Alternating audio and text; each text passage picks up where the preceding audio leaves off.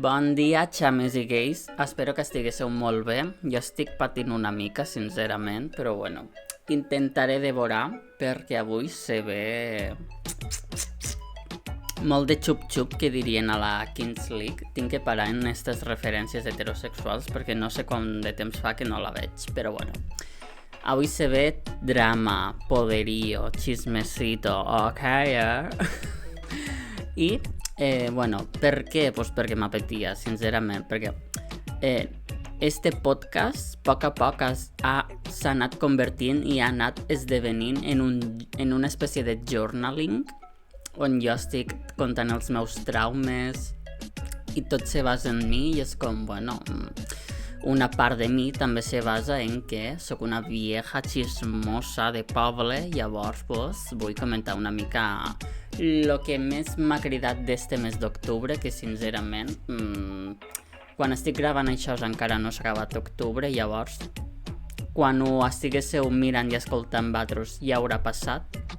Si hi ha alguna informació que se queda desfasada i desactualitzada, com quan, per exemple, anéssim a parlar de Rosalia, pues, a suportar, que Rosalia està una mica així de... La informació està dispersa, deixem-ho així, i no anéssim a contar més perquè jo realment volia trencar el gel parlant de mi. Fa 2 minuts dient no vull parlar solament de mi i ara pues, vaig a tornar a parlar de mi, si sóc.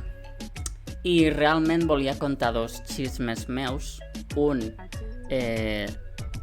té relació en el que vos vaig contar l'episodi 15 de la meva paranoia en el sistema educatiu i a classe, i que un dels meus problemes principals era en un chiquito d'un treball en grup i m'anava a tornar a queixar d'ell en noves proves, en noves dades a la taula, però a poc està deixant de ser una rata asquerosa i tòxica. Llavors, prefereixo esperar-me a veure esta trama com s'acaba de desenvolupar i potser el mes que ve. La setmana que ve estic cagant-me en tots els seus putos morts aquí, tranquil·líssimament, fino i claro, però bueno, anem a donar-li temps a veure si finalment hi ha un feeling, una connexió, bueno, o simplement treball en grup estable, o vindré aquí i diré, pues esta rata és tal i tal.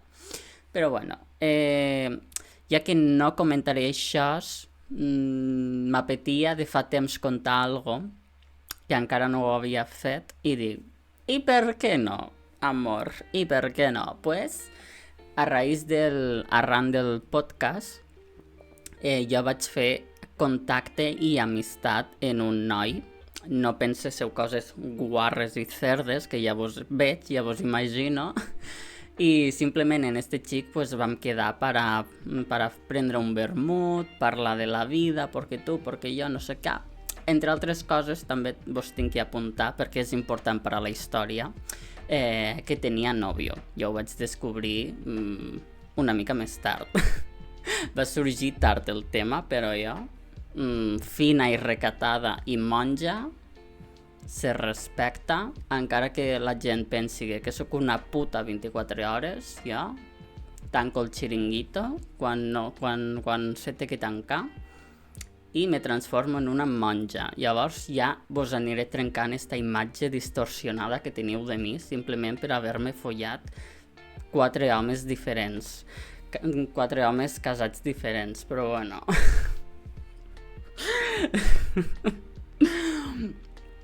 Total, què passa en este chiquito i el seu nòvio? Pues que el nòvio estudia al mateix institut que jo. Llavors me va dir M. Escolta, ves a parlar amb el meu nòvio, vos feu amics, no sé què, que no vull que estigués sol, no sé quantos.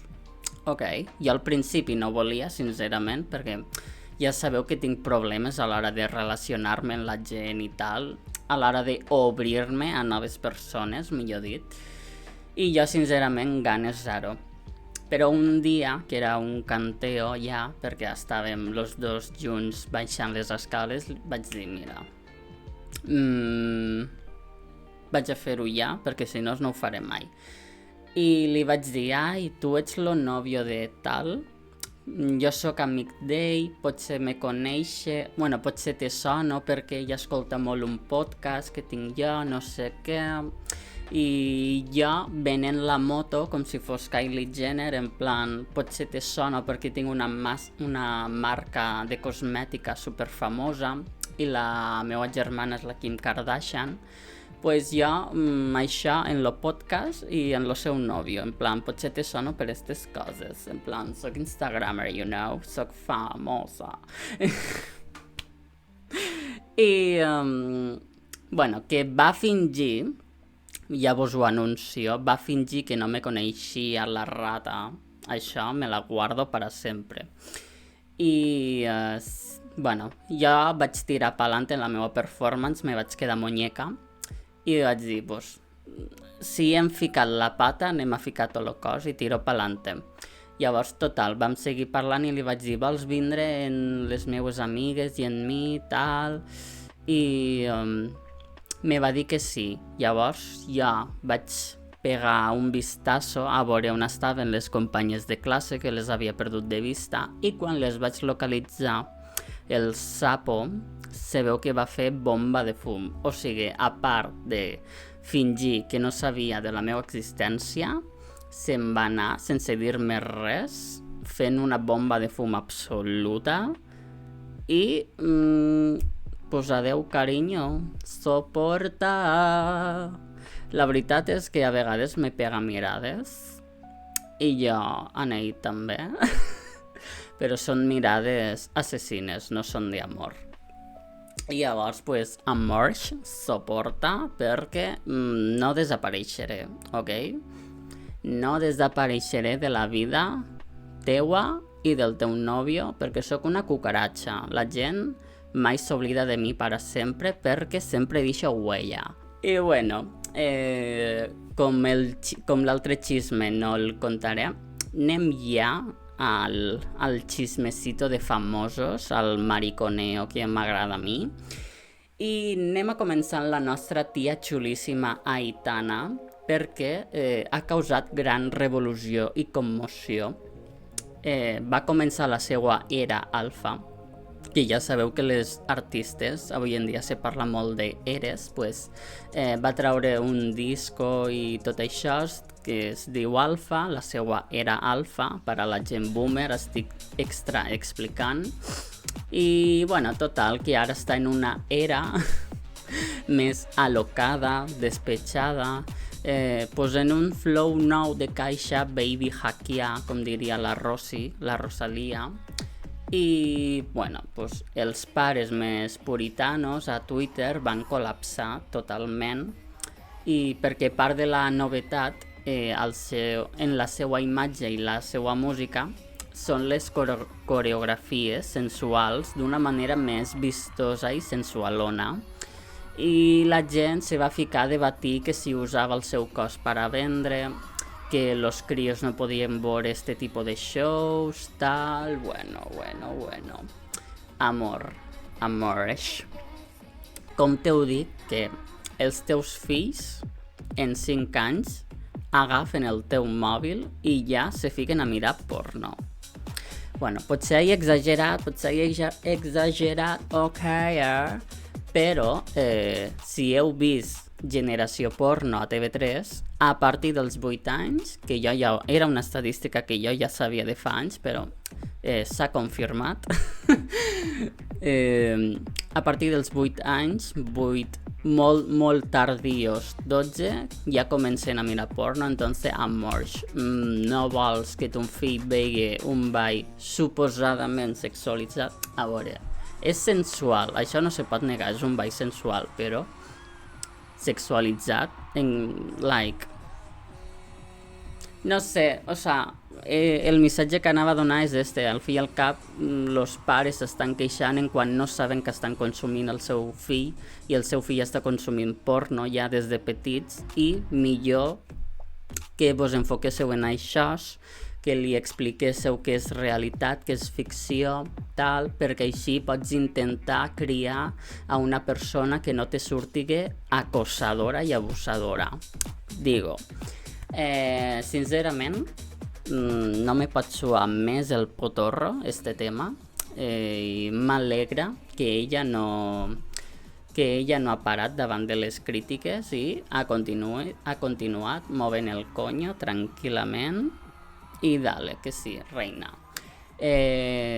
No li vull donar bombo ja en este tema, no és un drama, és una bitxota patrona i com li va dir Marc Giró, continua movent el parrús, clar que sí, ole.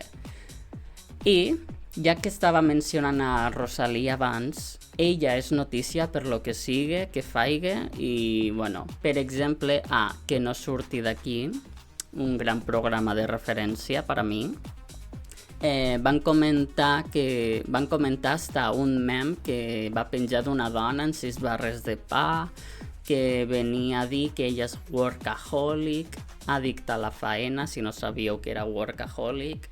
També se la va relacionar amb Miguel Ángel Silvestre perquè ell li va escriure una publicació d'Instagram en ella en una frase d'una cançó d'ella mateixa, de la Rosy. La gent està enfocada en ella i està preocupada per trobar-li parelles per totes bandes. Per favor, tranquil·litat, amors. Deixeu-la en pau. Sant Germana Pili ja la deu cuidar bé, també. Vull dir, no sou el seu mànager, no sou sa mare, vos podeu relajar. Trobo que mos podem relaxar tots en la Rosalía una mica. Perquè és que inclús se va fer viral simplement el seu vídeo de Vogue comentant ell els seus looks pel seu outfit i tal, que dius ok, ara de repente totes sou estilistes, totes sou community managers, què està passant aquí? És cert que el seu outfit a mi personalment me donava vibes a senyora de entre 40 i 50, que 40 i 50 no és que sigues molt senyora gran, però un flow de estic a un pas intermig de o estic actuant per al El secreto de Puente Viejo o estic fent una recreació arcaica d'algun vestit d'època, saps? Vull dir... No va ser un gran encerto, però amors, vale, ella estava a Vogue. En teoria, critiqueu el seu look, però ella realment estava allí per a donar informació i donar comèdia i donar coño. Exactament les mateixes coses que jo ofereixo a la vida. Llavors, una altra vegada, mos hem de relaxar tots perquè teniu la mà molt llarga a l'hora de ficar tuits d'odi a Twitter, per favor. I ja que estem parlant de la Rosy, Rauw Alejandro, per putero asquerós i cucaratxa venenosa, va cancel·lar la gira a Europa perquè no parava de tindre problemes tècnics. I, bueno, els reggaetoneros que són tan devotos cristians, si hasta Déu t'enviava senyals de que pareces, pues has de parar la teua vida. Vull dir, has de parar en general, que ha sonat una mica... Relacionant a la Rosalía en Rauw, està sorgint notícies una mica dispars en el sentit de que, segons el periodista Marc Leraido, va afirmar a Socialité que Rosalía i Rauw mai ho havien deixat, com que estaven en un vaivén, un sí però no, que la Rosalía va celebrar el seu cumpleaños a Barcelona i se suposa que ella estava allí, tal, se veu que se suposa... És que clar, aquí està el tema, realment jo he entrat a diverses revistes i se dediquen a comentar exactament el mateix, que el chiquito el Marc Leraido, va fer unes declaracions a Socialité i les declaracions són que la família deixa caure que podria ser que tornessin junts, que no ho van acabar de deixar mai, no sé quantos, tal... A veure, amor, on estan aquestes declaracions? De la teua boca? Doncs no me serveix. No sé, una gravació sense consentiment, unes fotos, no sé, amor, que un periodista random digués sí, la família m'ha dit això, pues a mi la Rosalía mateixa m'ha dit que no, que et caigues la puta boca. És que, claro, si mos comencem a inventar coses, També puc dir que me parlo en Sant Germana, la Pili, és que claro. Ai, me meo. Que bueno, clar, és el que deia al principi del podcast. Això realment ho estic gravant la setmana abans de que ho estireu escoltant batres, llavors durant una setmana poden passar absolutament moltíssimes coses. Llavors estarem atents a noves informacions. El cas és això. Jo prefereixo no confiar perquè en les suposades paraules de la família. Perquè al mateix temps que sortir, més o menys hores abans, hores després, més o menys, quan estaven sortint aquestes notícies del periodista que va dir això, que no ho havien deixat, una reconciliació, a la mateixa vegada estaven sortint notícies de que la Rosy havia tingut una cita romàntica en un actor, ho tinc per aquí, en Jeremy Allen White. La veritat és que és això. La vida de la Rosalía està sent una mica bastant caòtica sentimentalment, però si ho estàs escoltant, tu tranquil·la, xama, perquè aquí estem les motomami bichotes businesswoman per a recolzar-te en lo que sigui que faigues, però sobretot no tornigues en lo putero de Rauw Alejandro. Jo és l'únic que et dic. Llavors, d'uns cantants mon anem a un altre, i és que molta gent va comentar l'estreno del nou àlbum de Bad Bunny. O t'agradava o l'odiaves. La veritat és que no hi havia molt de punt intermig. I bueno, la gent molt trastocada va estar comentant algunes frases com esta de le doy por donde hace pipí y por donde hace popó, que dius, a veure, realment és impactant. És que sincerament no tinc paraules per a expressar el que estic sentint.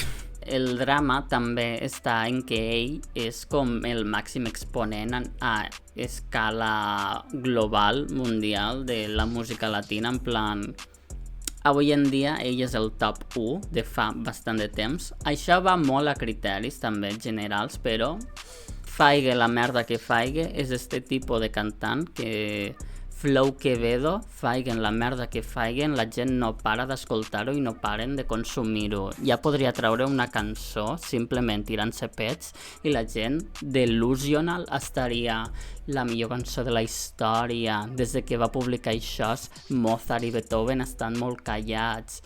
Icònic, no sé què, lo millor, uau. Pareu d'idealitzar merdes, també, un rato. Però bueno, que m'estic desviant. Jo, la veritat, vaig escoltar unes 3 o 4 per voluntat pròpia i ho vaig abandonar, perquè estava mirant una sèrie de Netflix, però no me vaig reenganxar. Vull dir, abandonadíssim. Fins que me vaig animar a veure un vídeo de l'Ibai Llanos en què ella estava reaccionant a l'àlbum i dius, bueno, mira, escolto les 23 cançons acompanyat dels comentaris de l'Ibai, m'enric un rato i no cal escoltar-les totes al 100%, saps? Llavors, per a mi era un win-win i la veritat és que vaig tindre suficient, la verdunys. I els crios que escolten això, que també era una mica en plan, ai, ell que és tan popular en les seues lletres està desinformant, està enviant missatges negatius, està influenciant els menors que l'escolten, no sé quantos. A veure, amoreix. Els crios que escolten este tipus de música, si els pares esperen que terceres persones eduquin els seus fills, ja s'encarregarà la vida de pegar-los cops de realitat i ja s'adonaran de que ser gàngsters porreros que necessiten Viagra perquè van de coca hasta les celles no és el camí. O tu com a pare, mare X, te n'encarregues i me deixes de tocar el conyo.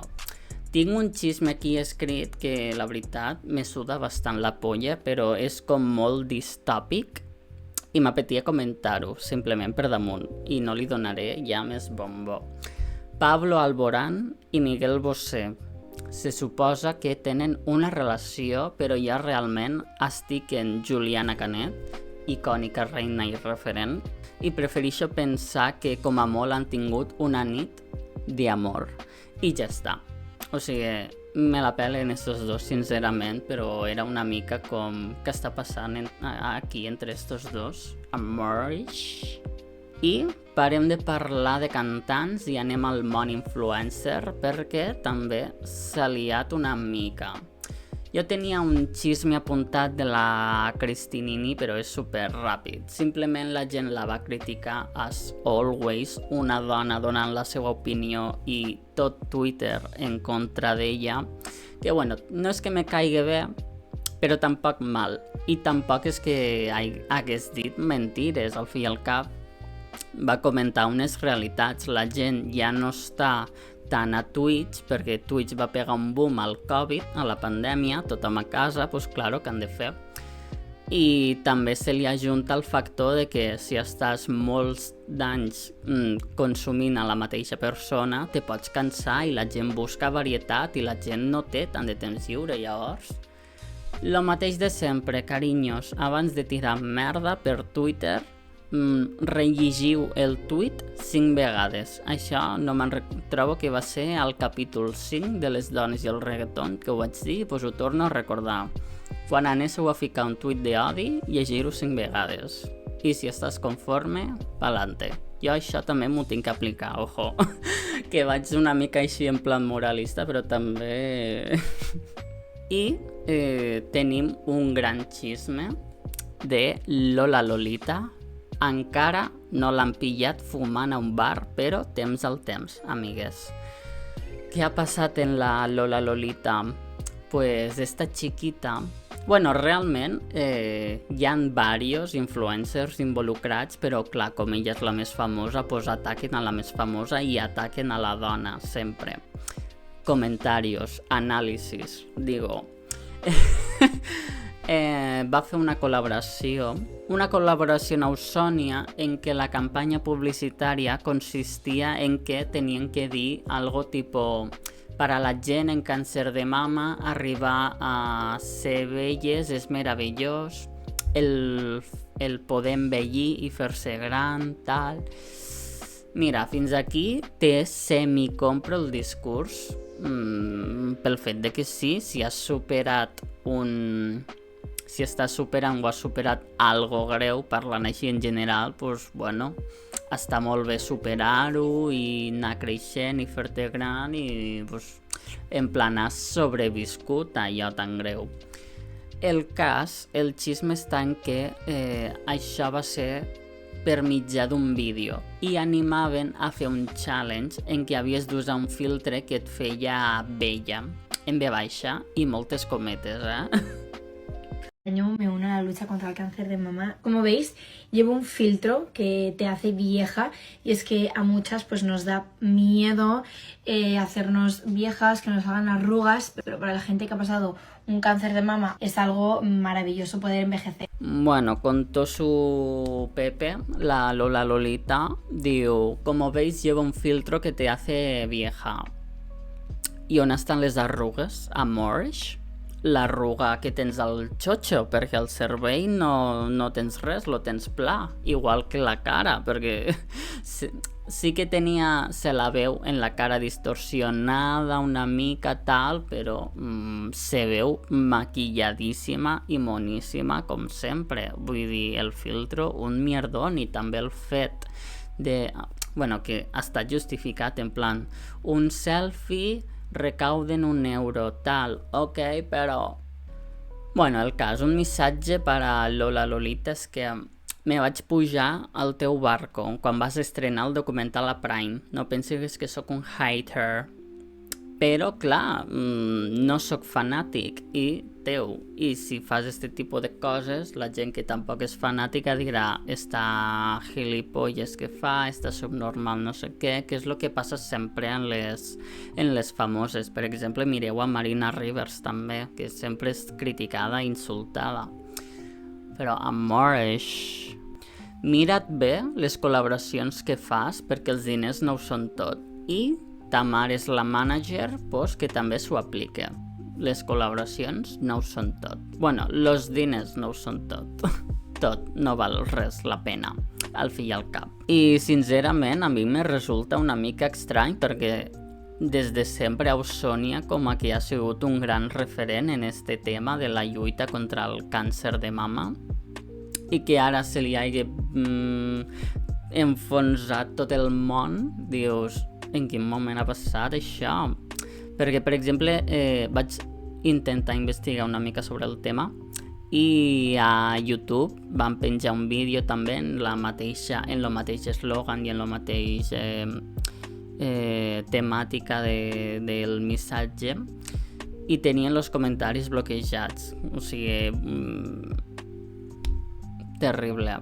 A cap mericón de community managers o publicistes no li va xirriar en cap moment que el missatge de superació està molt bé, però parlar de que mos sentim insegures en la edat i si has patit càncer pues arriba a fer-te vella mola, així que posa't un filtre que te faci anciana. Clar, és un missatge complicat. Vull dir, ja que estaven en el tema de la edat, haguessin provat a buscar persones grans que són influencers, que per exemple a TikTok n'hi ha un munt, fent challenge, balls, cada una sus coses. Si vols parlar de la bellesa en ve baixa, pues no contractigues a la influencer de turno que en lo suposadament filtro se continua veient en la cara superplana, sense poros, maquillada, vull dir, amorx. No sé, molt bé. I clar, si pilles influencers grans, la gent empatitza en elles, tenen bon engagement, sempre comenten coses simpàtiques i xules, vull dir, no sé, buscar alternatives, més que contractar gent que mai tindrà arrugues pel maquillatge i el botox, això és el que intentava dir.